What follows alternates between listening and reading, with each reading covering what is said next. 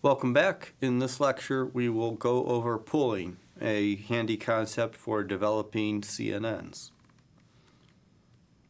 Objectives? Okay, pooling.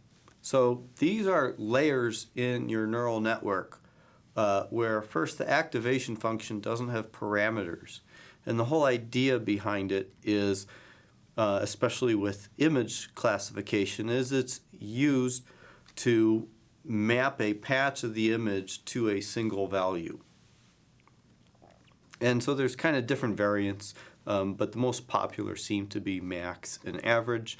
That just take the maximum and average of the pixel values respectively.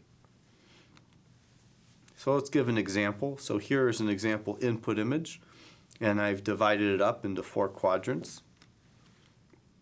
And here's the result. We have taking the maximum pixel value for each quadrant in the result here gives us essentially a downsized image.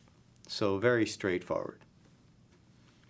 Likewise, if we have average pooling, we are just taking the average value of those 4. Now notice this is not a convolution operation. We're not sliding a window across a picture.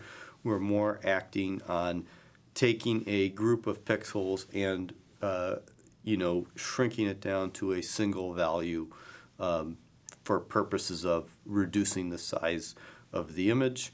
And also sometimes pooling gets used in latter layers of the neural network as a way to kind of combine features that were learned by the convolutional layers.